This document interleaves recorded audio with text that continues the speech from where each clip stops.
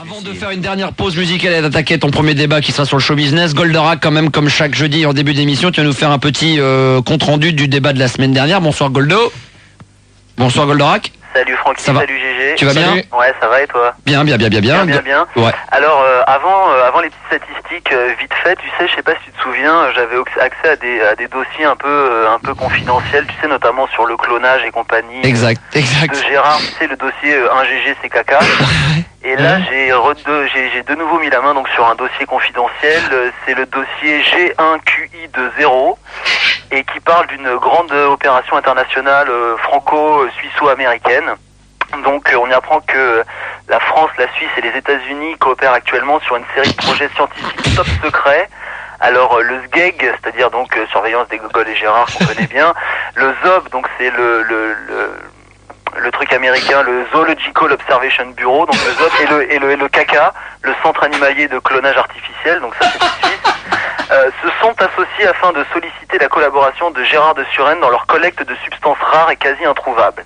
Le but de cette collecte est de réunir une série de produits permettant la création de substances chimiques pour divers usages. Ainsi, les plus grands chercheurs mondiaux demandent la coopération de Gérard de Suresnes pour qu'il puisse prélever les éléments suivants.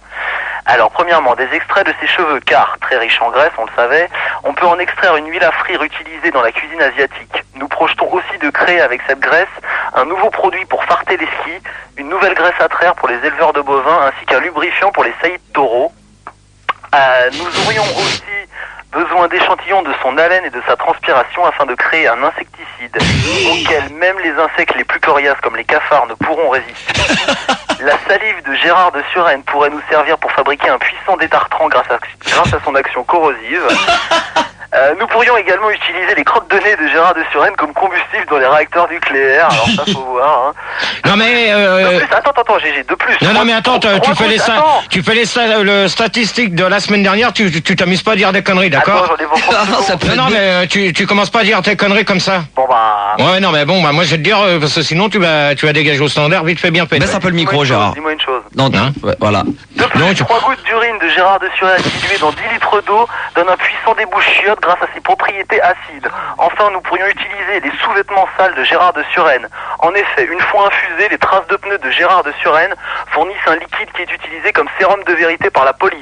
Soit les coupables avouent, soit ils boivent l'infusion. Alors, les traces de pneus, tu me diras où que j'irai chercher une voiture, d'accord? Ok.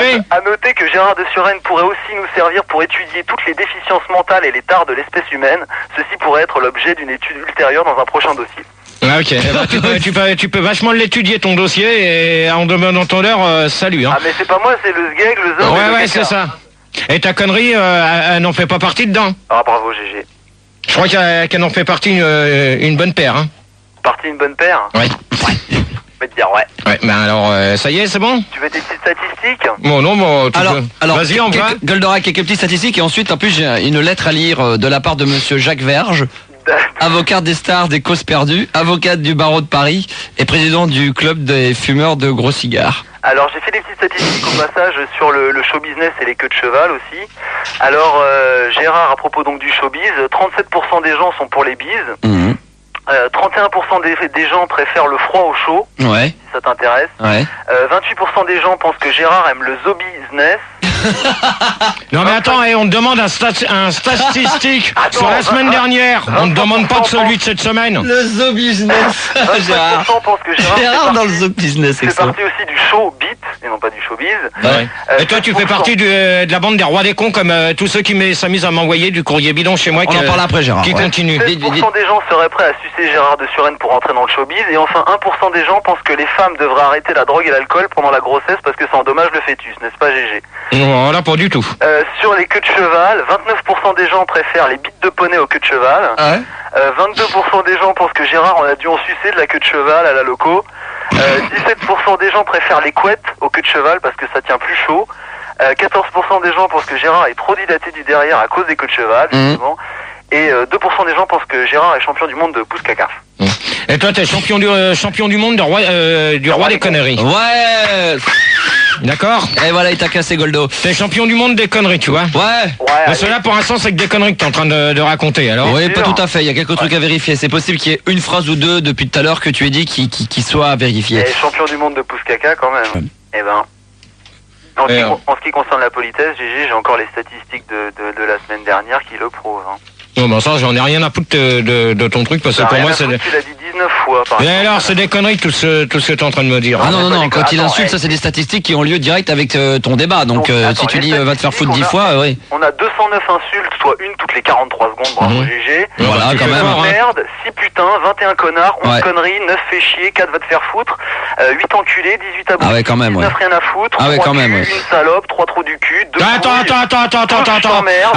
une gouine, je continue. C'est ça, oui, c'est vrai, mais c'est des trucs que tu dis dans les débats, on a les cassettes, alors on pourra vérifier quand même, hein, Gérard. Attends, mot salope, je l'ai pas dit la semaine dernière. Tu l'as dit une fois. Non. Ah, si tu l'as dit une fois. À quelle auditrice? Ah, j'en sais rien, mais tu l'as dit une fois. Mais alors, dans ces cas-là, tu relèves bien le nom d'auditrice, d'accord?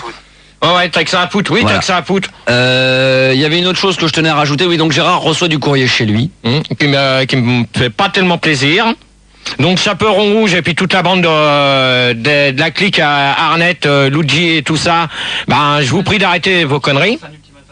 Parce que là ça commence à bien faire. J'ai reçu encore sur 6 lettres aujourd'hui. Sur 6 lettres aujourd'hui, Goldorak, tu te tais s'il te plaît, merci. Ouais, comme... Sur 6 lettres aujourd'hui que j'ai reçues, il y en a 5 qui font partie de la bande du Chaperon Rouge, donc signé Chaperon Rouge, mais c'est tapé à la machine et qui savent pas se servir d'une machine, c'est malheureux. Donc alors je préviens que les prochaines lettres, c'est à la poubelle. Ça sera à la poubelle. Alors demain je tiens pas à recevoir d'autres comme ça dans ma boîte aux lettres. Ultimatum, Gérard. Donc sinon la semaine prochaine il n'y a pas de débat. Donc vous choisissez. Alors Tony et puis toute la bande de Chaperon Rouge, eh ben tenez-en sur vos gardes. Et Arnett, je te prie d'être poli sur mon tatou. Ainsi que celui qui se fait passer pour Max en me disant je viens dans les studios pour 19h alors que Max ne m'a jamais demandé de venir pour 19h. C'est une excuse pour venir à la radio, ça, GG. Non, tu permets, c'est moi qui reçois les messages, c'est pas toi. Non, mais ça c'est toi qui invente. Alors celui qui s'amuse à balancer mon numéro de tatou sur des magazines Homo Mag ou autre est prié de bien vouloir se faire connaître par l'intermédiaire du Standard. Donc t'es prié d'appeler parce que je vais m'occuper de toi ce soir. Voilà, ok. En tout cas, une chose est sûre, c'est que Manu a travaillé pour toi et sur le débat dès que tu veux. Merci Goldorak. Yes, attends, je peux juste rajouter une chose. Très vite. J'avais rajouté donc dans les statistiques de cette semaine, j'ai relevé les fautes de français de Gérard, c'est-à-dire de conjugaison, de grammaire, de syntaxe et compagnie. Il y en a quand même 109. Ah ouais, quand même. Ouais. Une toutes les 1 minute et 22 secondes. C'est toutes les fautes de français, quoi. D'accord. Voilà. Ok, très bien. Merci Goldo. À travailler. Ciao. Et n'oublie pas de venir à vite fait dans les locaux. Hein. Ouais, je dois voir ça avec Will Smith. Ok, d'accord. Bonne bourre.